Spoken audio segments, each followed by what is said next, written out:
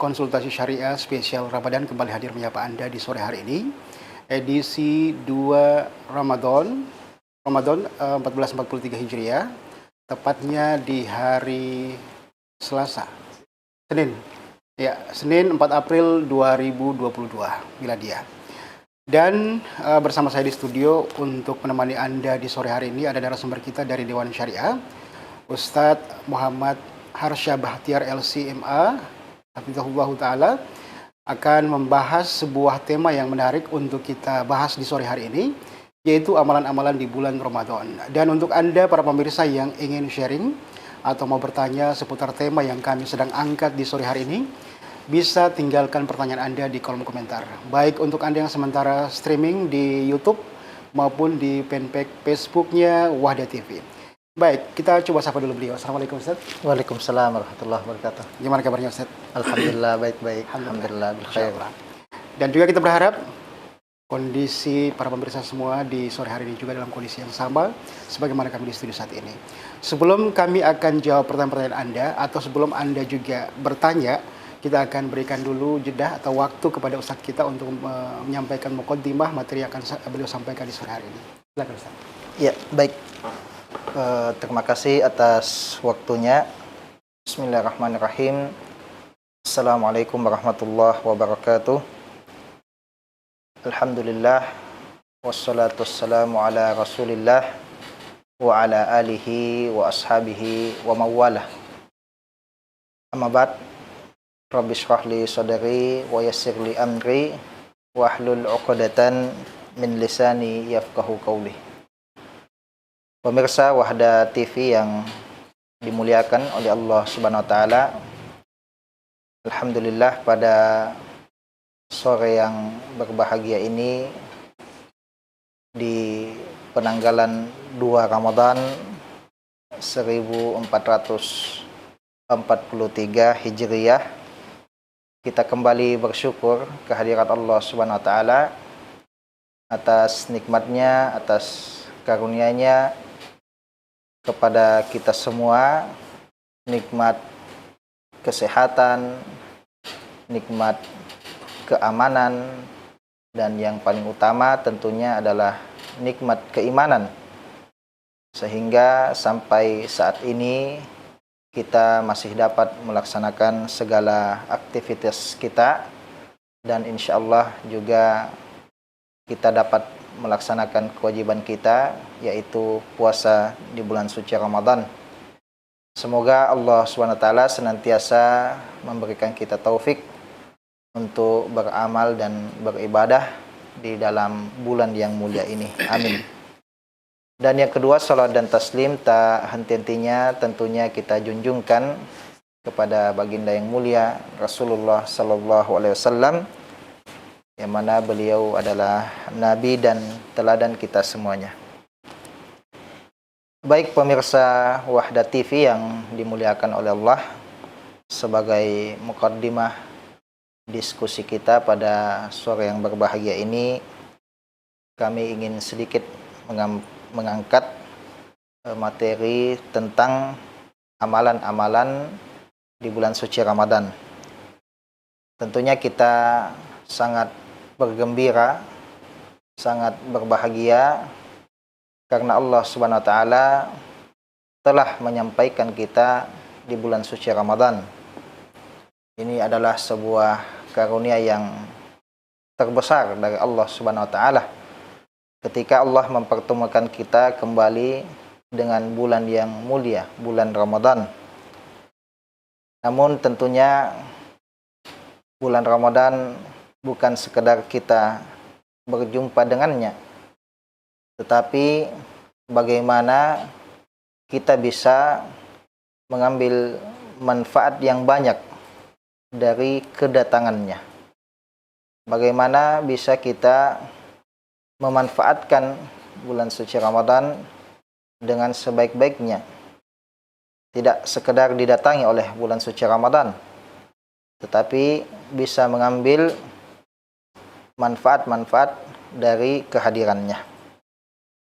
Oleh karenanya, pemirsa Wahda TV yang dimuliakan oleh Allah, ada beberapa amalan yang seyogyanya kita lakukan di bulan suci Ramadan ini, bulan yang mulia ini, yang kemuliaannya semua sudah kita ketahui secara bersama.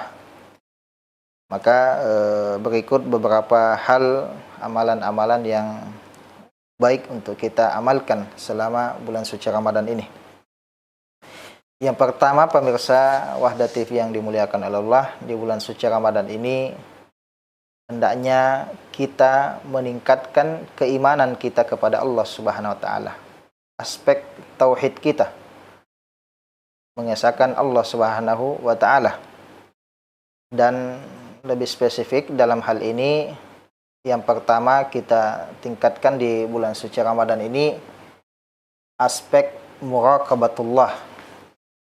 Artinya merasa senantiasa dilihat dan dipantau oleh Allah Subhanahu wa taala.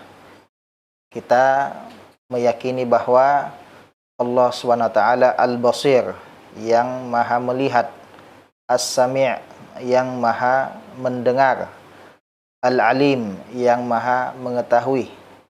Ketika kita berpuasa, maka kita hadirkan nama-nama Allah yang mulia dan sifat-sifatnya. Bahwa ketika kita ingin melakukan maksiat misalnya, tidak ada yang melihat, tidak ada yang menyaksikan. Kita dalam kesendirian, kita bisa untuk melakukan maksiat, entah itu membatalkan puasa dengan makan atau minum, atau berbuat maksiat-maksiat lainnya di kesendirian. Namun kita menghadirkan bahwa Allah melihat kita, bahwa Allah mendengarkan kita, bahwa Allah mengetahui apa yang kita lakukan. Nah, maka ini aspek tauhid pertama, keimanan kita kepada Allah dalam bulan Ramadan ini kita tingkatkan muraqabatullah. Kemudian yang kedua juga masih dalam aspek keimanan kepada Allah, aspek tauhid, kita menghadirkan kembali bahwa Allah SWT adalah satu-satunya Tuhan yang mensyariatkan. Allah SWT mensyariatkan kepada kita ibadah-ibadah, dan termasuk ibadah puasa ini. Tidak ada Tuhan-Tuhan selain Allah yang mensyariatkan. Hanyalah Allah SWT Tuhan yang mensyariatkan kepada hamba-hambanya. Dan kita semua menghadirkan firman Allah SWT dan mendengarkan firman Allah, Syahr Ramadan alladzi unzila fihil Qur'an hudan linnas wa bayyinatin minal huda wal furqan faman syahida minkum syahra falyasum. Bulan suci Ramadan yang di dalamnya diturunkan Al-Qur'an sebagai petunjuk bagi umat manusia dan penjelasan atas petunjuk tersebut, dan juga sebagai furqan, pembeda antara hak dan batil. Faman syahida minkum syahra falyasum. Maka siapa yang menyaksikan bulan Ramadan di antara kalian, hendaklah ia berpuasa. Maka di sini ada pensyariatan dalam bentuk perintah. Dan begitulah pensyariatan, kadang-kadang bentuknya adalah perintah, kadang-kadang bentuknya larangan. Nah, maka kita hadirkan juga hal seperti ini ketika kita berpuasa.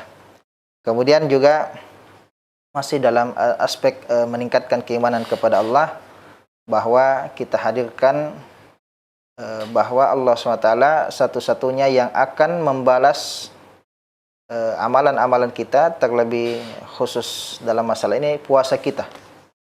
Jadi ketika kita beramal, kita mengharapkan balasan tentunya. Dari siapa? Dari Allah SWT. Dan hanyalah Allah SWT yang bisa membalas amalan-amalan kita, terlebih khusus dalam hal ini puasa kita. Dan kita semua mengetahui hadis qudsi dari Nabi SAW bahwa Allah SWT mengatakan, as-sawmu li wa ana ajzi bihi. Puasa itu adalah milikku dan akulah yang akan membalasnya. Dan begitulah amalan-amalan kita semuanya, kita harus yakini bahwa yang membalas dengan kebaikan itu di akhirat kelak hanyalah Allah Subhanahu wa taala. Mereka yang berbuat demi mendapatkan pujian manusia atau demi mendapatkan keridhaan Tuhan-Tuhan selain Allah yang disembah, maka kelak di hari kiamat semuanya tidak bisa membalas. Yang bisa membalas kebaikan hanyalah Allah Subhanahu wa taala. Nah, maka ini sekali lagi bagian daripada kita meningkatkan keimanan kita kepada Allah Subhanahu wa taala. Kemudian yang kedua, amalan yang seyogyanya kita tingkatkan di bulan suci Ramadan adalah keimanan kita kepada Rasulullah sallallahu alaihi wasallam, kepada Nabi sallallahu alaihi wasallam. Kita semua tahu bahwa minimal ada 4 kandungan keimanan kepada Rasulullah sallallahu alaihi wasallam. Yang pertama, tasdiquhu fima akhbar wa ta'atuhu fima amar wa ijtinabu ma naha anhu wa zajar wa alla yu'badallaha illa bima syara. Ini aspek keimanan kita kepada Rasulullah SAW. Dalam hal ini, dalam bulan suci Ramadan, lebih spesifik dalam masalah puasa misalnya, kita mengamalkan tasdik, percaya fima akhbar, apa yang dikabarkan oleh Nabi SAW tentang keutamaan-keutamaan puasa. Misalnya bahwa orang yang berpuasa itu di akhirat kelak akan disediakan baginya satu pintu khusus yang disebut dengan Ar-Rayyan, bahwa orang yang gemar berpuasa akan memasuki surga melalui pintu Ar-Rayyan. Ini adalah bentuk tasdik kita percaya karena ini adalah hadis sahih dari Nabi sallallahu alaihi wasallam. Juga kita percaya bahwa mulut orang yang berpuasa di sisi Allah Subhanahu wa taala itu atyabu min rihil misk, lebih harum, lebih wangi daripada bau kasturi. Ini juga bersumber dari Nabi SAW, kabar yang bersumber dari Rasulullah SAW. Maka kita juga mempercayainya. Nah, maka hal-hal yang berkaitan dengan puasa, keutamaan-keutamannya, kita percaya bila ia bersumber dari Nabi Shallallahu Alaihi Wasallam. Juga lebih umum lagi di bulan Ramadan kita percaya bahwa di bulan ini pintu-pintu surga dibukakan oleh Allah SWT dan pintu-pintu neraka ditutupkan oleh Allah SWT dan syaitan-syaitan dibelenggu. Ini juga kita percaya karena hadisnya adalah hadis sahih. Nah, maka ini juga termasuk amalan yang kita amalkan di bulan suci Ramadan adalah percaya semua kabar yang bersumber dari Nabi SAW berkaitan dengan segala aspek bulan Ramadan. Kemudian yang kedua, ta'atuhu fima amar, mentaati Nabi SAW apa yang diperintahkan di bulan puasa ini. Rasulullah SAW menyuruh kita untuk berpuasa, maka kita mentaati Nabi Shallallahu Alaihi Wasallam dalam hal ini.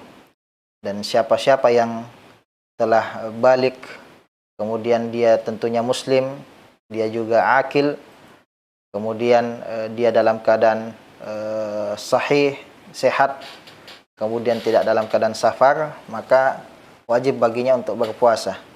Dan lebih khusus bagi wanita apabila tidak dalam keadaan haid atau nifas, wajib baginya untuk berpuasa. Nah, maka ini perintah Nabi Shallallahu Alaihi Wasallam. Kita taati Nabi Shallallahu Alaihi Wasallam dalam perintahnya. Kemudian ijtinabu ma naha anhu wa zajar, kita meninggalkan apa yang dilarang oleh Nabi SAW dan diwanti-wanti untuk tidak melakukannya. Nah, maka kita dapatkan di bulan Ramadan ini lebih spesifik lagi, dalam puasa kita dilarang untuk membatalkan puasa kita dengan makan atau minum atau jima, berhubungan suami istri, atau larangan-larangan lainnya selama puasa atau lebih umum dalam bulan suci Ramadan. Maka kita tinggalkan segala hal yang dilarang oleh Nabi SAW, maka kita tinggalkan.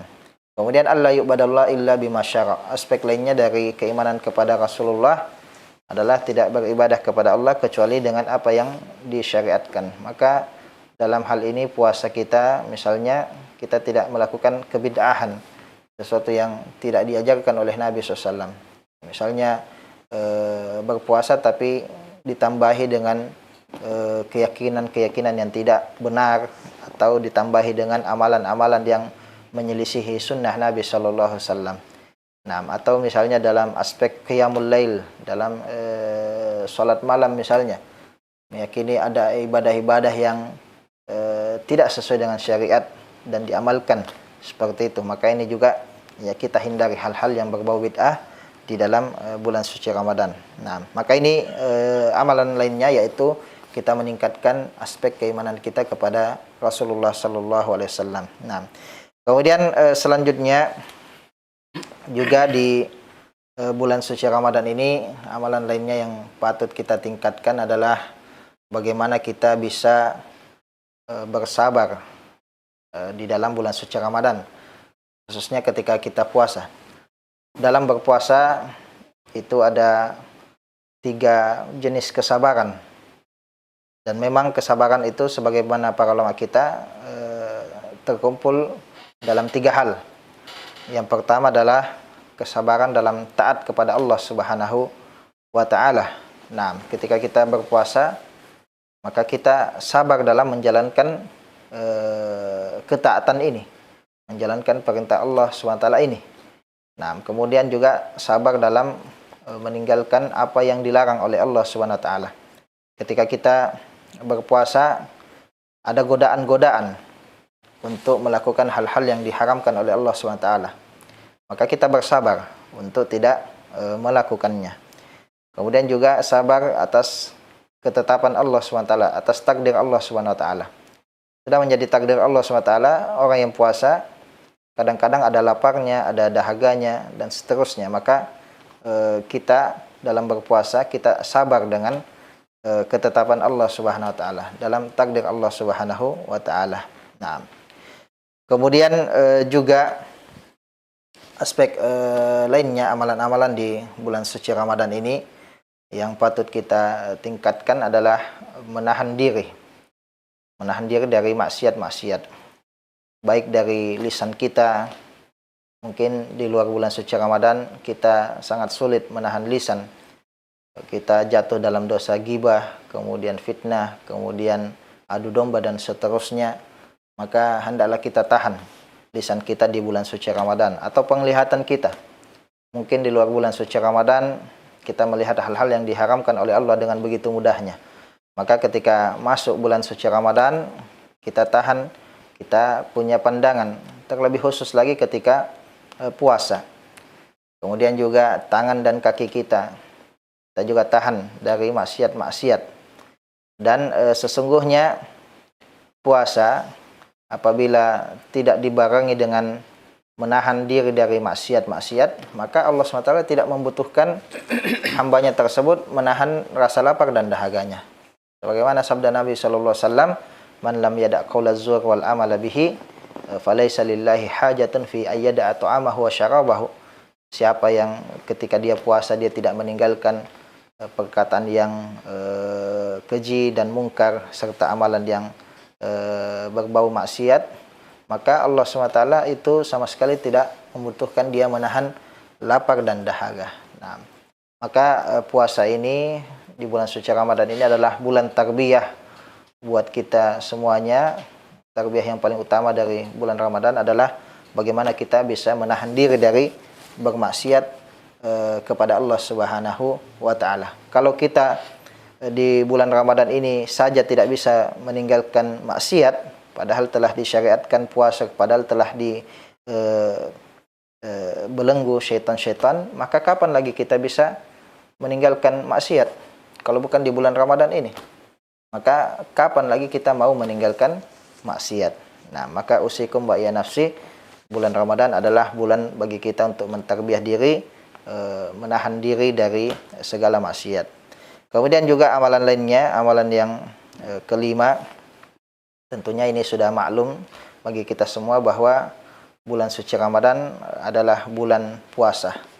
Oleh karenanya, sekali lagi siapa yang telah wajib baginya untuk berpuasa, maka tidak boleh untuk dia meninggalkan puasa secara sengaja. Selama dia muslim, kemudian dia balik artinya dia telah mencapai umur atau ketetapan balik secara syariat.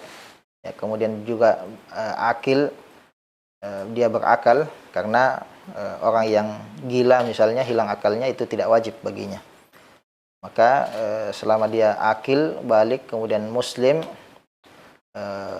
kemudian juga tambahan lainnya seperti yang kita sampaikan, sehat walafiat, karena yang sakit ada keringanan untuk tidak berpuasa. Kemudian juga muqiman, dia berada dalam keadaan mukim, tidak dalam keadaan safar. Maka bila terkumpul aspek ini, maka wajib untuk berpuasa. Nah, kemudian selanjutnya juga aspek amalan lainnya yang patut kita perbanyak di bulan Ramadan ini adalah membaca Al-Quran. Dan memang inilah bulannya Al-Quran, bulan suci Ramadan. Syahr Ramadan alladzi unzila fihil Quran, bulan suci Ramadan yang diturunkan di dalamnya Al-Quran. Adalah para salafus salih kita contoh terbaik. Mereka ketika datang bulan Ramadan, maka mereka betul-betul memfokuskan diri untuk membaca dan mentadaburi Al-Quran dengan sebanyak-banyaknya. Diriwayatkan bahwa para salafus salih misalnya seperti Utsman bin Affan radhiyallahu ta'ala anhu itu menghatamkan Al-Quran di setiap malam. Artinya kalau Ramadannya 29 hari, maka beliau menghatamkan 29 kali hatam. Kalau Ramadannya 30, maka 30 kali hatam dalam bulan suci Ramadan. Atau bahkan yang lebih lagi, riwayatnya dari Al-Imam Asy-Syafi'i rahimahullah ta'ala, bahwa beliau menghatamkan 60 kali Al-Quran di dalam bulan suci Ramadan. Mungkin bagi kita ini tampak mustahil. Ya, tentunya ini mustahil kalau kita mengkiaskan beliau-beliau para salafus saleh dengan diri kita. Ya, mereka yang memiliki keberkahan waktu, kita kiaskan dengan kita. Allahul musta'an. Kita yang tidak memiliki keberkahan waktu, kita yang menghabiskan waktu kita selama ini dengan hal-hal sia-sia, maka kemudian Allah cabut keberkahan. Maka ketika kita membaca riwayat seperti ini mungkin tampak mustahil. Ya, karena kita mengkiaskan dengan diri kita. Ya, tapi kalau kita meyakini bahwa ada yang namanya keberkahan waktu, maka itu tidak mustahil bagi mereka. Itu tidak mustahil bagi mereka. Syahidnya di sini adalah bahwa usahakan kita bisa maksimal dalam membaca Al-Quran. Kalau bisa kita punya target-target, kita punya planning-planning, kita tekadkan dalam bulan Ramadan ini kita minimal 1 kali menghatamkan Al-Quran. Minimal sekali kita hatamkan Al-Quran 1 kali. Atau kalau tidak bisa, maka Allah Maha Pemurah, bisa kita semampu kita. Fattaqullaha mastata'tum. Bertakwalah kepada Allah dengan semampu kalian. Nah, maka kalau tidak bisa hatam 1 kali, minimal 20 juz atau minimal 10 juz. Nah, intinya bagaimana kita bisa berinteraksi dengan Al-Quran. Nabi SAW ketika datang bulan Ramadan itu senantiasa didatangi oleh Jibril fayudarisuhu Al-Quran. Maka Jibril kemudian mengajarkan Nabi SAW Al-Quran. Artinya Nabi juga SAW memaparkan dan membacakan Al-Quran kepada malaikat Jibril. Nah, maka ini pemirsa Wahda TV yang dimuliakan oleh Allah, bisa menjadi target kita dan planning kita mumpung kita masih berada di awal bulan suci Ramadan. Kalau setiap hari kita hatamkan 1 atau 2 juz, maka insya Allah peluang untuk hatam Al-Quran di bulan Ramadan begitu besar. Nah, apalagi bisa kita taksim, ya, kita bagi. Misalnya kalau mushaf yang cetakan Madinah itu 1 juz ada sekitar 10 lembar atau 20 halaman. Kalau misalnya kita baca 2 lembar saja setiap kita sholat, karena sholat ada 5 waktu, 1 lembar sebelum sholat wajib dan 1 lembar setelah sholat wajib, artinya 2 lembar setiap waktu sholat, maka kita bisa mendapatkan 1 juz setiap hari. Maka kalau kita konsisten, insya Allah kita bisa menyelesaikan Al-Quran dalam 1 bulan. Nah, tentunya lebih baik lagi kalau bisa hatam lebih dari satu kali. Nah, kemudian selanjutnya juga amalan lainnya yang kita bisa tingkatkan di bulan Ramadan adalah sedekah. Nabi SAW adalah orang yang paling dermawan, dan ketika datang bulan Ramadan semakin bertambah lagi kedermawanan beliau. Nah, maka ini juga bisa menjadi planning kita, target kita. Kita sisihkan uang-uang terbaik kita, harta-harta terbaik kita untuk bersedekah. Ya, baik dalam bentuk membantu orang fakir, miskin, atau orang susah, orang sulit, atau orang yang berutang, dan seterusnya. Atau juga mungkin kita punya kebiasaan mengeluarkan zakat kita di bulan Ramadan, maka kita keluarkan. Atau juga bisa dalam bentuk iftar, memberikan makan buat orang-orang yang berpuasa. Artinya berbagi, kalau istilah kita takjil, berbagi paket buka puasa. Maka ini juga bisa menjadi amalan-amalan kita. Dan kita semua tahu sabda Nabi SAW, man fattara sa'iman kana lahu misla ajrihi. Maka baginya, siapa yang memberikan buka puasa bagi orang yang berpuasa, maka baginya pahala yang sama dengan orang yang diberikan buka puasa tersebut, min ghairi yanqus min ajrihi syai'an, tanpa mengurangi pahala orang yang berpuasa tersebut. Nah, maka kita puasa mungkin satu pahala untuk diri kita atas puasa kita, tapi kita bisa meraih pahala puasanya orang yang lain. Dengan apa? Dengan cara memberikan iftar. Nah, dan diriwayatkan bahwa para salafus saleh itu punya kebiasaan kalau bisa iftar itu tidak sendiri. Kalau bisa mereka iftar dengan anak yatim, anak yang kesulitan, atau bahkan fakir miskin dan seterusnya. Maka ini juga bisa menjadi amalan-amalan kita di bulan mulia ini. Kemudian juga sebelum terakhir, ini juga bagus dan sangat baik apabila kita bisa mengamalkannya di bulan suci Ramadan, yaitu berumrah, pergi ke Baitullah untuk melaksanakan umrah. Dan ketahuilah bahwa Nabi SAW mengatakan, al-umratu fi Ramadan ta'dilu hajjan ma'i. Umrah di bulan suci Ramadan itu sama dengan pergi haji bersamaku. Nah, maka kalau kita punya sedikit rezeki yang berlebih, maka tidak ada salahnya kita berangkat mengusahakan untuk bisa umrah, karena pahalanya sama dengan haji bersama Nabi Sallallahu Alaihi Wasallam. Ini pahala khusus umrah di bulan Ramadan. Adapun di bulan-bulan lainnya maka tidak ada keutamaan seperti ini. Nah, maka ini juga bisa menjadi target kita, planning kita, apalagi alhamdulillah keadaan dunia yang semakin membaik. Juga spesifik lagi, kerajaan Saudi Arabia telah membuka umrah dengan seluas-luasnya bagi jamaah haji tanpa syarat-syarat yang sulit seperti tahun-tahun lalu ketika COVID masih melanda. Ya, alhamdulillah ini kemudahan-kemudahan dari Allah Subhanahu wa taala. Ya, maka kita bisa untuk mengamalkan ini, dan tentunya kita mengharapkan pahala yang besar darinya. Lalu kemudian yang terakhir, di bulan Ramadan ini, ketika nanti masuk 10 akhir Ramadan, bisa kita amalkan satu amalan, yaitu itikaf, berdiam diri di masjid.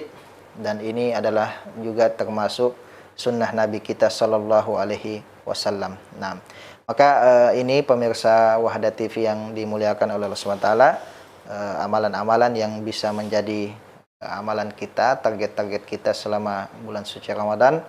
Semoga kita tidak sekedar dijumpai Ramadan lalu kemudian lewat begitu saja, namun kita bisa mengambil manfaat darinya. Nah, maka ini semoga Allah memberikan kita taufik, dan kita tutup dengan satu doanya salaf yang kita ambil pelajaran darinya. Para salaf mengatakan, Allahumma sallimni ila Ramadan wa sallim li Ramadan wa tasallamhu minni mutaqabbala. Ya Allah, sampaikanlah aku ke bulan suci Ramadan. Ini penggalan pertama. Kemudian, dan berikanlah aku Ramadan itu. Karena tidak sekedar sampai. Kalau sampai, orang kafir juga banyak yang sampai ke bulan suci Ramadan, tapi tidak mendapatkan Ramadan. Maka penggalan kedua, berikanlah aku Ramadan itu. Berikanlah aku taufik untuk bisa beribadah di Ramadan itu. Wa tasallamhu minni mutaqabbal, dan terimalah amalanku di bulan suci Ramadan. Nanti setelah kita beramal, maka kemudian kita meminta qabul atau taufik diterima oleh Allah Subhanahu wa taala. Demikianlah mudah-mudahan bermanfaat. Kita kembalikan kepada host kita. Barakallahu fikum. Masya Allah. Pemirsa Wahda TV, demikianlah muqaddimah dari Ustadz kita seputar amalan-amalan yang dianjurkan di bulan Ramadan. Mudah-mudahan bermanfaat. Untuk Anda yang mau bertanya, silakan tinggalkan pertanyaan Anda di kolom komentar. Bagi Anda yang sementara streaming di YouTube maupun di fanpage Facebook. Dan juga bisa kirimkan ke line WhatsApp di 0823 4444 5117. Sekali lagi di 0823 4444 5117. Saya akan bacakan satu persatu pertanyaan yang sudah masuk nih. Ya. Pertama dari penonton kita di Facebook ada Dr. Asyikun Nasyid nih, Ustaz. Baik. Tapi Ustaz, kalau obat yang disemprot di hidung, apakah membatalkan puasa? Begitu juga dengan obat asma yang dihirup masuk tenggorokan atau jalan nafas, apakah membatalkan puasa? Barakallahu fikum. Ya.